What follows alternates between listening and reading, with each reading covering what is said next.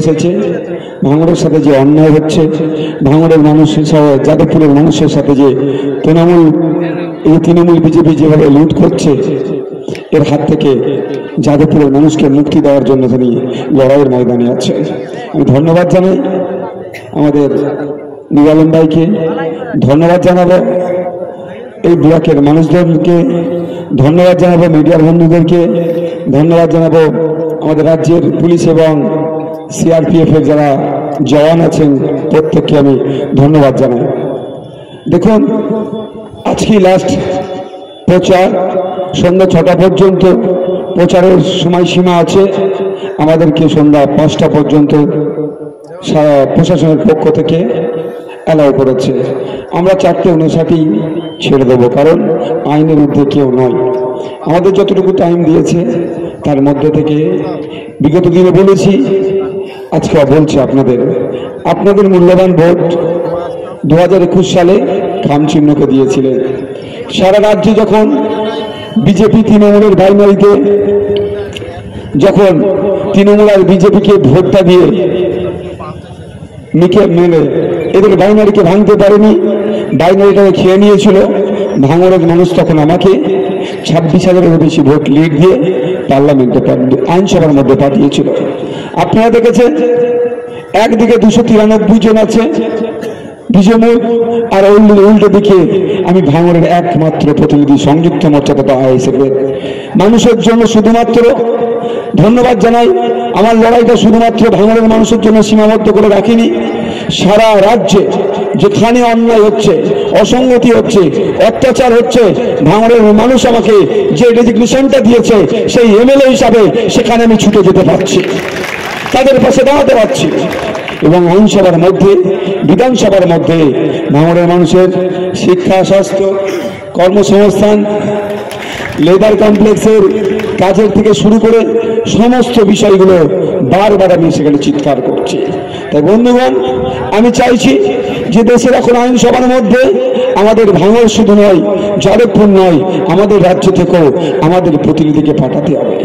কারণ আমি দেখলাম পার্লামেন্টে যখন সিএ বিরুদ্ধে বিল যখন পাস হচ্ছিল, আমাদের এক যাদবপুরের এমপির কাজ ছিল সিএ কে আটকানোর জন্য তার বিরুদ্ধে বিলটা পাস হচ্ছিল তার বিরুদ্ধে ভোটটা দেওয়া।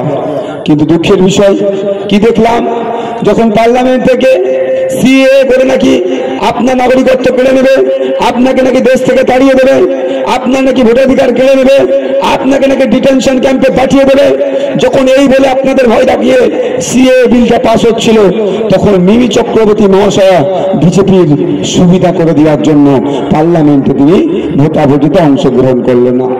কিন্তু যখন তিনি অংশগ্রহণ করলেন না, তার দল তার বিরুদ্ধে কিন্তু ব্যবস্থা গ্রহণ করেনি। তাহলে থেকে বোঝা যাচ্ছে তৃণমূল কংগ্রেস পক্ষান্তরে বিজেপির সহযোগিতা করছে। তাই বন্ধুগণ, আপনাদের বলবো, এই কাদা মাটিতে আপনাদের জন্য ঠিক মতো জায়গা দিতে পারেনি, তারপরে যেভাবে উপস্থিত হয়েছেন সত্যি আপনাদের কুর্নিশ জানাই। আপনারা 2021 সালে আমাকে ভোট দিয়েছিলেন, আমি রাজ্যের আইনসভার মধ্যে গিয়েছি, জনগণের কথা বলেছি, মানুষের কথা বলছি। যেই ভাঙড়কে এরা আরাবুল দিয়ে দেখাতো, যেই ভাঙড়কে এরা কাইজারকে দিয়ে দেখাতো, সেই ভাঙড় কাজকে শান্তির ভাঙড়, রক্তদানের ভাঙড়, রক্ত দিয়ে মানুষের প্রাণ বাঁচানোর ভাঙড় আমরা গড়ে তুলেছি। তাই বলবো, এই আওয়াজটা এটা শুধুমাত্র পশ্চিমবাংলাতে সীমাবদ্ধ রাখতে চাইছি না। আপনাদের সাথে যে বঞ্চনার শিকার হচ্ছেন, যে অত্যাচারের শিকার হচ্ছেন, যে অভিযোগগুলো আছে, আমি যেমন রাজ্যের আইনসভার মধ্যে তুলে ধরছি, একইভাবে আওয়াজটা দেশের আইনসভার মধ্যে তুলে ধরার জন্য আপনাদের বলবো, এই 1 তারিখ আসছে, সকাল সকাল যাবেন ইভিএম মেশিনের 7 নম্বরে খামচিহ্নে বোতাম টিপে ভোট দিয়ে পার্লামেন্টে পাঠাবেন। একদিকে রাজ্যের আইনসভার মধ্যে নওশাদ সিদ্দিকী আপনাদের জন্য সোচ্চার হবে, অপরদিকে দেশের আইনসভার মধ্যে নূর আলম খান আপনাদের জন্য চিৎকার করবে। মধ্যিখানে আমরা জনগণ মিলে আমাদের অধিকার অধিকার বুঝাতে পারে সেটা আমরা বুঝে নেব, আমরা লড়াই করে বুঝে নেব গণতান্ত্রিক প্রক্রিয়াতে। তাই বন্ধুগণ, আপনাদের বলবো, অনেকে অনেক কথা বলবে, ভয় দেখাচ্ছে আইএসএফের কর্মীদের বাড়ি বাড়িতে গিয়ে চমকাচ্ছে, ধমকাচ্ছে, মিথ্যা কেসের কথা বলছে। আমি একটা কথা বলে রাখি আপনাদের, শুধু এইখান থেকে বেশি দূর নয়, সন্দেশখালি চলে যান। এখান থেকে গেলে কতটা লাগবে? এখান থেকে বেশি লাগবে না। আজকে যে আহসানের কথাতে হয়তো কিছু পুলিশ উঠা বসা করছে, সেই আহসান সাহেবের উদ্দেশ্যে বলছি, শিবু উত্তমদের অবস্থা দেখুন। আপনাদেরই মতো হতো, পুলিশের কাছে গেলে পুলিশ বলতো শিবু উত্তমের কাছে যাও, সমস্যার সমাধান হয়ে যাবে। আর আজকে দেখুন এই পুলিশই কিন্তু শিবু উত্তমের ঘাড় ধরে জেলের ভাত খাওয়াচ্ছে। তাই আহসান সাহেবদের বলছি, যারা আছেন শুধরে যান, রাজনীতির মতো করুন। আপনার বসকে কিন্তু অলরেডি সিবিআই নোটিশ পাঠিয়ে দিয়েছে, এটা মাথায় রাখবেন। বস যদি, আর একটা জিনিস আপনাদের বলে রাখি, যার মাথায় মমতার হাত সে খায়, জোরে বলুন, যার মাথায় মমতার হাত সে খায় জেলের ভাত। আমি এতদিন পর্যন্ত চিৎকার করেছি, লড়াই করে গিয়েছি, আমার একটু কনফিডেন্সটা লো ছিল, আপনাদের ধরতে দিইনি, কিন্তু এখন বলছি আমার কনফিডেন্স ফুল হাই আছে, ও ডাক্তার জেলের ভাত খাবে। কারণ ও দিদি বলে দিয়েছে, এতদিন কাছে টানিনি, যাকে বলতো তুই বোম্বা দিস দূরে রাখতো, তাকে দেখে কি বলছে, আমার থেকে ওকে বেশি বিশ্বাস করি। মানে বুঝতে পারছেন, ওই অনুব্রত মন্ডল ও দিদির খুব স্নেহধন্য ছিল। পার্থ চ্যাটার্জি কথাই দিদির স্নেহধন্য ছিল। কারণ আমি একটা কথা বললি না বলে থাকতে পারছি না। আমি একটা বাড়িতে ইনভাইটেশন ছিল, আমিও ছিলাম, তখন আমি রাজনীতিতে ছিলাম না, পার্থবাবুও ছিল, অনেক রাজনৈতিক নেতারাও ছিল, আমি অরাজনৈতিক হিসাবে আমি একাই ছিলাম। তো আমি বসে যত মন্ত্রী টন্ত্রী ভালো করে দেখছিলাম, দেখি বারবার মুহূর্তে ফোন করছে, হ্যাঁ দিদি এই হচ্ছে, দিদি সেই হচ্ছে। পার্থবাবু করছিল, আমি দেখেছিলাম, সেই পার্থবাবুর মাথায় এমন হাত রেখেছে আজকে জেলের ভাত খেতে হচ্ছে। তো এই এর কথা যদি ভেবে কেউ মনে করে দাদা আছে আমাকে পাম দিচ্ছে, আমি আইন হাতে তুলে নিই, আমি একটা কথা বলে যাই, সন্দেশখালীর বেতাজ বাদশাহ, মুকুটবিহীন বাদশাহ নিজেকে যে দাবি করতো, সে এখন কিন্তু জেলের ভাত খাচ্ছে। আমি সতর্ক করে যাচ্ছি, আমি কারণ একটু বলে দিয়ে যাই, শুধু আমাকে কিন্তু জাতীয় পতাকা তুলতে দেওয়া হয়নি, যার নামে মামলা আছে, জাতীয় সঙ্গীত মাঝপথ বন্ধ করে দিয়েছে, আমি কিন্তু তাদের নামে সব একটা করে ঠুকে রেখেছি। সময় আসবে তাদেরকে কিন্তু ছাড়বো না। ভাবছে ধমকে চমকে মিথ্যা কেস দিয়ে কে নিজেরা আগুন লাগিয়ে দিয়ে আমাদের ছেলেদের নামে কেস দেবেন, পুলিশকে দিয়ে দৌড় কাটাবেন। আপনাদের উদ্দেশ্যে আমার বার্তা, দেখুন নওশাদ সিদ্দিকী 42 দিন জেল খেটে নিয়েছে, আমার ভালোবাসার মানুষেরা 420 দিন হাসি মুখে জেল খেটে নেবে। অসুবিধা হবে নাকি ভাই কারো? তাহলে আমাদের জেল পুলিশের ভয় দেখালে হবে। আর আমি কলকাতা পুলিশের কাছে অনুরোধ করব, আপনাদের সুনাম আপনারা বজায় রাখবেন, এই দুর্নীতিগ্রস্ত নেতাদের পাল্লায় পড়ে আপনাদের সুনামকে নষ্ট করবেন না। কারণ একটু শুধু বিষয় ভুলে দিচ্ছি, নওশাদ সিদ্দিকী কিন্তু সবাই সমীহ করে চলে, এটা মাথায় রাখবেন। নওশাদ সিদ্দিকীকে কিন্তু সবাই সমীহ করে চলে, কখন কোথায় কে ঠুকে যাবে তখন কিন্তু বিপদ হয়ে যাবে, কে কোন পদে আছে কিন্তু এটা মাথায় রাখবেন। বন্ধুগণ, বাজে কটা? আচ্ছা 5 মিনিট আগে বলবে। তা বন্ধুগণ, ভয় পাওয়ার জায়গা না। देखें ना एखाने सेंट्रल फोर्स एसे गए, सीआरपीएफ आ गया हम लोग के लिए। जो वोटर्स है हम लोग यहाँ पे, जो बंगाल का जो वोटर्स है, तुम लोग बेफिक्र रहो, हम लोग के लिए, वोटर्स के लिए हमारा जवान सीआरपीएफ आ गया है। ये पंचायत इलेक्शन नहीं है, ये जनरल इलेक्शन है, देश का इलेक्शन है। सो यहाँ पे जो सेंट्रल फोर्स आए हैं हम लोगों के लिए आए, हम लोग बेफिक्र होकर वोट डालेंगे। कोई एंटी सोशल हम लोग रास्ते में रोकेगा तो हम तुरंत पुलिस ऑब्जर्वर को कॉल करेंगे, उसके बाद सेंट्रल फोर्स आके उसके इतना धुलाई करेगा ना, पूरा जिंदगी तक उसका याद रखेगा। ভয় পাওয়ার দরকার নেই, সেন্ট্রাল ফোর্স আছে, কোনো অসুবিধা হবে না। যে ডিস্টার্ব করবে শুধু আপনারা, আমাদের যারা নেতৃত্বরা আছে, সাধারণ ভোটারদের বলছি, যাকে ইচ্ছা ভোট দেবেন, যে সিম্বলটা আপনার ভালো লাগবে ভোট দেবেন, কিন্তু ভোট দান থেকে যদি বিরত রাখার চেষ্টা করে আপনারা আমাদের জানাবেন, আমরা প্রশাসনকে জানাবো। প্রশাসন আছে ওখানে, কলকাতা পুলিশ আর সেন্ট্রাল ফোর্স মিলে, তাই যারা এই গণতন্ত্র উৎসবকে ডিস্টার্ব করার চেষ্টা করবে তাদেরকে জব্দ করে দেবে। এটা কলকাতা পুলিশের কাছে একটা বড় চ্যালেঞ্জ, কারণ এই নতুন ভাঙড় ডিভিশন হয়েছে, তার তারপরেই কিন্তু এই লোকসভা নির্বাচন হচ্ছে। কলকাতা পুলিশ কতটা পারদর্শী, কলকাতা পুলিশ কতটা নিরপেক্ষতার সাথে কাজ করে, সেটাও কিন্তু তাদের কাছে প্রুভ করার জন্য একটা চ্যালেঞ্জ আছে। একদিকে নটোরিয়াস ক্রিমিনাল শওকত মোল্লা আছে, আর একদিকে ভাঙড়ের বাসী থাকবে। কলকাতা পুলিশ জনগণের স্বার্থে থাকবে, নাই নটোরিয়াস ক্রিমিনালকে সহযোগিতা করবে, সেটাও কিন্তু পরীক্ষা করার জায়গা এই নির্বাচন। তাই বন্ধুগণ, নিশ্চিন্ত থাকবেন, সকাল সকাল উঠবেন। তাই আপনারা আপনাদের ভোট কেন্দ্রে যাবেন, আইএসএফ কে যদি ভালো লাগে ভোট দেবেন, তার পরিবর্তে অন্য কাউকে ভালো লাগে সেটা করবেন, আমি কাউকে না বলবো না। কিন্তু আপনাদের ভোট রাস্তায় যদি কেউ আটকায়, ভোট দিতে যদি কেউ বিরত রাখে, আমাদেরকে জানাবেন, তাকে কিভাবে ঠান্ডা করতে হয় বুঝিয়ে দেবো। আর একটা কথা বলে যাচ্ছে আপনাদের, 4 তারিখ অব্দি অপেক্ষা করবেন আপনারা। কে কোথা থেকে আজকে আসছে, কি হবে? ঠিক আছে, কিন্তু 5-4 হ্যাঁ আসতে ছুটে আসতে বলে, তাই না?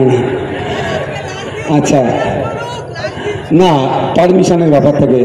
6टा पर्यंत इलेक्शन कमीशन ऑफ इंडिया जो गाइडलाइन है 6 बजे तक हम लोग प्रोग्राम कर सकते हैं, लेकिन वेस्ट बंगाल कलकत्ता पुलिस की तरफ से, भांगड़ पुलिस स्टेशन की तरफ से हम लोग को 5 बजे तक प्रोग्राम करने का परमिशन दिया गया है। तो हम लोग क्या करेंगे, 59 पे हम लोग छोड़ देंगे, 1 मिनट पहले हम लोग प्रोग्राम को खत्म करेंगे, क्योंकि हम लोग लॉ एंड ऑर्डर को मानने वाला हम लोग आदमी है। हम लोग नहीं चाहते हैं कि यहाँ पे law and order situation create हो, क्योंकि हम लोग संविधान को सम्मान करते हुए, उसका आगे रखते हुए हमारा पार्टी को हम लोग चलाएंगे। कि भाई हमारे पार्टी केमन चलবে, সংবিধানের গাইডলাইন মেনে। আর সংবিধানের গাইডলাইন মেনে ইলেকশন কমিশন অফ ইন্ডিয়া তৈরি হয়েছে, ওর বাইরে আমরা যাব না। তাই বন্ধুগণ বলছি, আর একটা মিছিল আসছে, আশা করছি 10 মিনিটের মধ্যে চলে আসবে তারা, 10 মিনিটের তার মধ্যে বক্তব্য আপনাদের হবে। তা বন্ধুগণ আপনাদেরকে বলে রাখি, যতই দেখুন না কেন বিভিন্ন জায়গায় ভোটের পরের দিনই দেখবেন তৃণমূল আবির মাখছে। কিন্তু এই আবির মাখছে কেন বলুন তো? এই যে বাকি ইলেকশন গুলো আছে, এদের ছেলেদের মনে কনফিডেন্স দেওয়ার জন্য। তৃণমূল ভালো করে জানে তাদের পায়ের নিচে থেকে মাটি সরে গিয়েছে। তৃণমূল ভালো করে জানে যে 4 তারিখের পরে বাংলায় তৃণমূলের অস্তিত্ব থাকবে না। বাংলায় আইএসএফ সব যারা বিরোধীরা আছে হেভি অংশে সিট জিততে চলেছে, এরা বুঝতে পেরে গিয়েছে। কিন্তু এখন যদি এরা দেখে যে ভয় পেয়ে যায়, তাহলে বাকি জায়গাগুলোকে আর ভোট করাতে পারবে না। আমি আপনাদের বলছি, বাংলার মানুষ 2021 সালে একদিকে বিজেপি তৃণমূলের বাইনারি ছিল, বিজেপি নাকি চলে আসবে, সেটাকে ভয় পেয়ে কিছু মানুষ হয়তো তৃণমূলকে ভোট দিয়েছিল। 2021 সালে কিন্তু আর কেউ আসার জায়গা নাই। 2024-এ কে আসবে ভাঙড়ের মানুষ আর দেখতে চাইছে না। আমি আশা করব ভাঙড় থেকেই লক্ষাধিক পরিমাণে ভোট নেব। ওইদিকে সোনারপুর, বারুইপুর, এদিকে আপনার টালিগঞ্জ, ওইদিকে আপনার যেগুলো আছে সব মিলিয়ে এখান থেকে আমরা সংখ্যাগরিষ্ঠ ভোট নিয়ে আমাদের নূর আলম খান পার্লামেন্টে যাচ্ছে আপনাদের হয়ে কথা বলতে। আপনারা অবাক হবেন পার্লামেন্টে আমি কেন যেতে বলছি। সারা ভারতবর্ষ থেকে 543 জনকে পার্লামেন্টে পাঠায়, পশ্চিমবাংলা থেকে 42 জনকে পাঠায়। এদের কাজটা কি? আগামী 5 বছর দেশ কেমন থাকবে, দেশের জনগণের হাতে কিভাবে টাকা আসবে, দেশের নিরাপত্তা কেমন থাকবে, ছাত্র যুবর ভবিষ্যৎ কি হবে, পড়ার শেষে যারা পড়াশোনা করতে শেষে একটা চাকরি পাবে, বেকারত্ব দূর করবে, ক্ষুধার সূচকে দেশের সংখ্যা বৃদ্ধি পাচ্ছে, আমাদের নাগরিকের সংখ্যা বৃদ্ধি পাচ্ছে, সেইটা কমবে কি করে? এই পলিসি তৈরি হওয়া নির্বাচনটা কি? সেটা হচ্ছে জেনারেল ইলেকশন। তাই পশ্চিমবাংলাতে 42টা সিট আছে। এই 42টা সিটে কতজন কন্টেস্ট করছে আপনারা জানেন? ভাই ওখানে কি পানি আছে নাকি যারা উঠে পড়ছে কোনটায়? পশ্চিমবাংলায় 42টা সিট আছে তো নাকি এমপি সিট? কতজন কন্টেস্ট করছে আপনারা জানেন?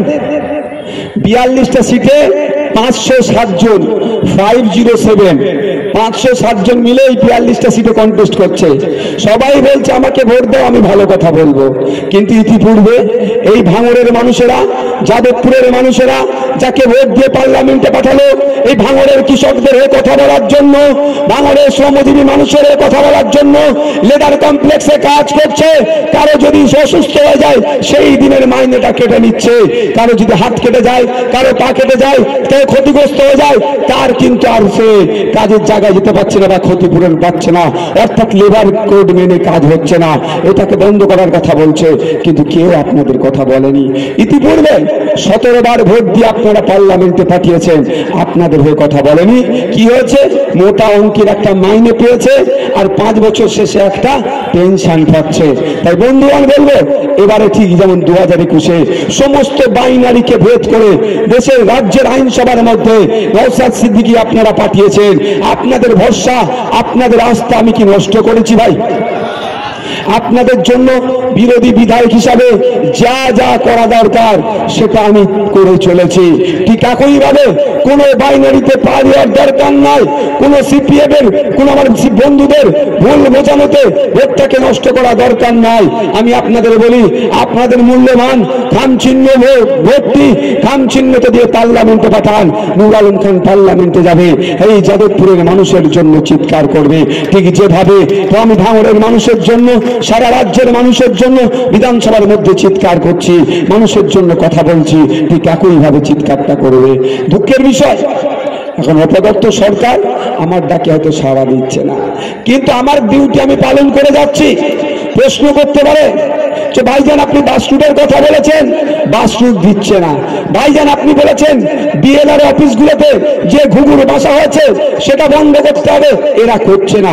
ভাইজান আপনি বলেছেন নরমালি হসপিটাল, জিরেনগত হসপিটালকে সুপার স্পেশালিটি বানাতে হবে, এরা শুনছে না। ভাইজান আপনি শিক্ষার প্রতিষ্ঠানের বাড়ানোর কথা বলেছেন, স্পোর্টস কমপ্লেক্সের কথা বলেছেন, আপনার হোস্টেল চালু করার কথা বলেছেন, এরা তো শুনছে না। দেখুন, আমি তৈরি করার মালিক নয়, আমার হাতে তৈরি করার যদি পাওয়ার থাকতো আর বলতে লাগতো না, আমি তৈরি করে দিতাম। আমার হাতে কি পাওয়ার কি আছে? আমাকে বলার ক্ষমতাটা আছে। এখন আমি বিরোধী সিটে বসি, বিরোধীরা এটা তৈরি করতে পারে না। বিরোধীদের কাজ হবে কি? অপোজিশনের কাজ কি? সরকার পক্ষকে জানিয়ে দাও। অপদার্থ তৃণমূল সরকার ভাঙড়ের মানুষের সাথে বিমাতৃসুলভ আচরণ করছে। ভাঙড়ের মানুষ তৃণমূলের চোরদের দলকে ভোট দেয়নি বলে বিমাতৃসুলভ আচরণ করছে। তাই সময় এসেছে আবার রাজ্য সরকারকে বুঝিয়ে দিতে হবে, ভাঙড়ের মানুষ কোনো ভুল পথে হাঁটে না। ভাঙড়ের মানুষ ইতিহাস তৈরি করে, ঠিক যেভাবে ইতিহাস 2021 সালে তৈরি করে পার্লামেন্টের মধ্যে পাঠিয়েছিল, যে পার্লামেন্টের মধ্যে গিয়ে সারা রাজ্যের মানুষের জন্য চিৎকার করতে পারছে। তো আপনাদের বলবো, কোনো বাইনারিতে পা দেওয়ার দরকার নয়।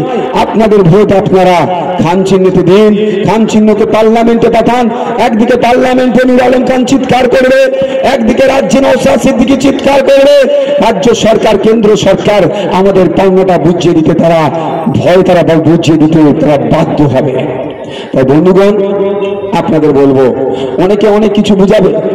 আমার আগের বক্তা তো অনেক কিছু বলেছে আমাদের মাহিদা, আমি অত কিছুতে যাব না, শুধু এতটুকুই আপনাদের বলবো, সত্যিকারের কি জোট কংগ্রেস আর সিপিএম মিলে করেছে? এই পশ্চিমবাংলায় কি জোট হয়েছে মনে হয়? জোট হয়েছে কি মনে হয়? যদি জোট হয়ে থাকে, আমি 10-15 দিন আগে থেকে বলছি, একটা চ্যালেঞ্জ দিচ্ছি, যে যাদবপুরে যদি সত্যিকারের কংগ্রেস সিপিএম জোট করে থাকে, সারা রাজ্যে কংগ্রেস লেফট ফ্রন্ট জোট করে থাকে, তাহলে বলুক তারা আমাদেরকে, যে তাদেরকে একটা চ্যালেঞ্জ করেছিলাম, যে চ্যালেঞ্জ কত দূরে আছে তারা? কে আছে?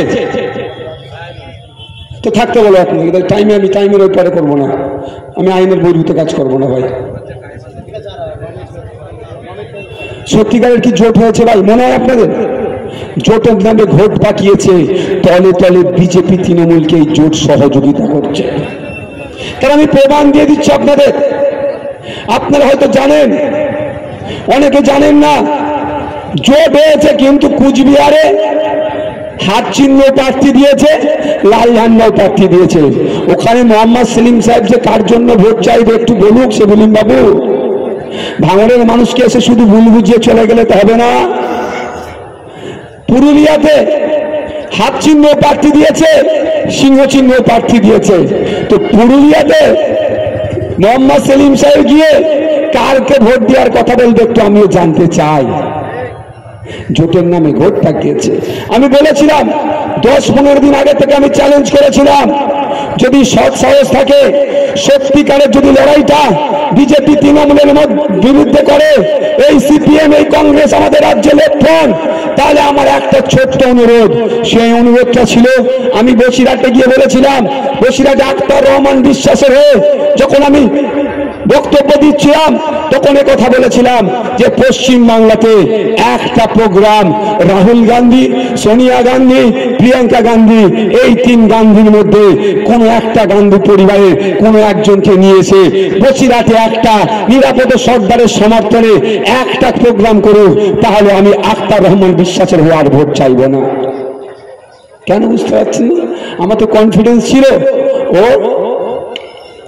আসবে না, কারণ সবাই কম বেশি তলে তলে যে যার জায়গাটাকে ঠিক করে রাখছে। এই পশ্চিম বাংলাতে তারা দেখেছিল যে আইএসএফ সিপিএম কংগ্রেস যদি জোট হয় 42টা সিটে ধরাশায়ী হয়ে যেত বিজেপি তৃণমূল, আর বিজেপি তৃণমূল ধরাশায়ী হলে অনেকে রাজনীতির কারবার হয়তো বন্ধ হয়ে যাবে, ওই জন্য আইএসএফ এর সাথে জোট করলো না। তো আইএসএফ এর সাথে জোট না করলে আইএসএফ কি চুপ করে বসে থাকবে নাকি?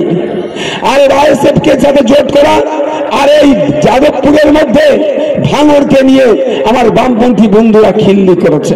তাই ভাঙড়ের মানুষকে বলবো, জবাব দিবার সময় এসেছে, জবাবটা দিয়ে দেখিয়ে দেবেন যে ভাঙড় হচ্ছে ফুসফুস, ভাঙড় হচ্ছে কলিজা, এই কলিজা ছাড়া মানুষ ঠিক থাকতে পারে না, সুস্থ থাকতে পারে না। তাই বলছিল কি বলুন তো, কি হয়েছে?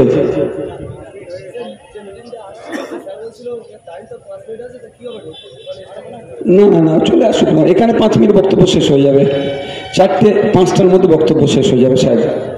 কি বলছি বুঝতে পেরেছেন তো? অপমান করেছে। কি বলেছিল আমাদেরকে? ভাঙড় দিয়ে কি যাদবপুর জেতা যায়? তা আমি আপনাদের বলবো, ভাঙড়ের মানুষ এটা প্রমাণ করে দিন যে ভাঙড়কে ছাড়া যাদবপুরকে জেতা যায় না, এটা করতে হবে। আর আপনাদের বলি, আইএসএফ শুধু সংগঠন ভাঙড়ের মধ্যে সীমাবদ্ধ নয়, ওইদিকে হরিমুল, মল্লিকপুর, সোনারপুর, বারাইপুর, টালিগঞ্জ পর্যন্ত এবং যাদবপুরের আমাদের অনির্বাণ দ্বারা যে সংগঠন তৈরি করেছে, হেভি অংশে কিন্তু আমাদের চিত্রের দিকে আসছে, এগিয়ে আসছে। তো আপনাদের বলবো, আপনার বন্ধুগণ, শেষ কথা বলি, আমার বক্তব্য শেষ করবে তাই, যে আপনারা ভয় পাবেন না। হয়তো আমি আপনাদের বলি, আজকের দিনটা কালকের দিনটা আমার তৃণমূলের বন্ধুরা একটু দাপাদাপি করবে, এর থেকে বেশি কিছু করতে পারবে না তারা। তাও যদি দাপাদাপি করে, আমাদের যারা নেতৃত্বরা আছে তাদের সাথে যোগাযোগ করবে, আমরা তাদের দাপাদাপি ঠান্ডা করতে কিভাবে হয় দেখব। আচ্ছা, ঘন ঘন ছুটে চলে আসছো শওকত সাহেব ভাঙড়ে, আর আজকে ভাঙড়ে দেখা গেছে? হ্যাঁ, আর ভাঙড়ে দেখা যায়নি, কারণ তিনিও কিন্তু এবার তার দিন গুনতে শুরু করে দিয়েছে। তবে এটা বলে রাখি, আমাদের মামলায় কিন্তু এখনো আমরা ধরিনি, আমাদের 2টো মামলা করা আছে। 2021 নির্বাচনের পরে আমাদের ভালোবাসার মানুষের উপর অত্যাচার হয়েছে, বাড়িঘর ভাঙচুর হয়েছে, পোস্টপোল ভায়োলেন্সে মামলা করেছিলাম, উনি নটোরিয়াস ক্রিমিনাল হয়েছে, ওটা কিন্তু বাকি আছে। এখন নাকি কয়লা চুরি করেছে, আর চুরি করার কাজ জিনিস পেল না, পারলে সোনা চুরি কর, অল্পতে বেশি দাম হতো। কয়লা চুরি করছে, মুখে এখন কালো দাগ লাগছে। তো কয়লা চুরি করেছে নাকি দেশে ষষ্ঠ সম্পত্তি, সেই জন্য নাকি সিবিআই সমন করেছে। তো আপনাদের কি বলছি, তো আর খুঁজে পাওয়া যাচ্ছে না, এ বুঝতে পেরেছে এর সময় ঘনিয়ে আসছে। আর দ্বিতীয় মামলা আমাদের কি ছিল? পঞ্চায়েত ইলেকশনে আমাদের কর্মী 3 জনকে শহীদ করেছে, খুন করেছে, আমাদের কর্মীদের উপর অত্যাচার করেছে, সেই বিষয়ে মামলা আমরা দিয়ে রেখেছি। শোনা সারে তো ওই মামলা হবে। তো এখন ইডি সিবিআই খেলা চলছে, খেলুক। ইডি সিবিআই হাঁপিয়ে গেলে আমাদের আইএসএফ তখন খেলবে, মামলা কিন্তু ঠোকা আছে। সকলে ভালো থাকবেন, সুস্থ থাকবেন, আস্তে আস্তে এখান থেকে বিদায় নেবেন। আজকের প্রোগ্রাম এখানেই আমরা সমাপ্ত করলাম। ধন্যবাদ। মিডিয়া বন্ধু যাদের কোশ্চেন আছে ওখান থেকে করবেন, আমি উত্তর দিয়ে দেবো। বাইরের মাইকটা অফ করে দাও, আজকের প্রোগ্রাম এখানেই সমাপ্ত হলো।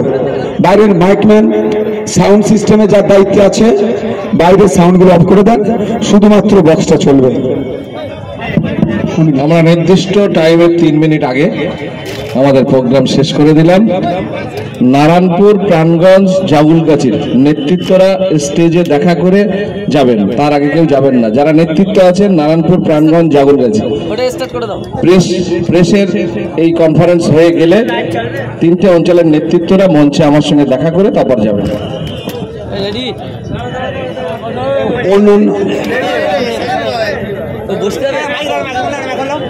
কার কি কোশ্চেন আছে? প্রশ্ন করে মাইকটা দাও না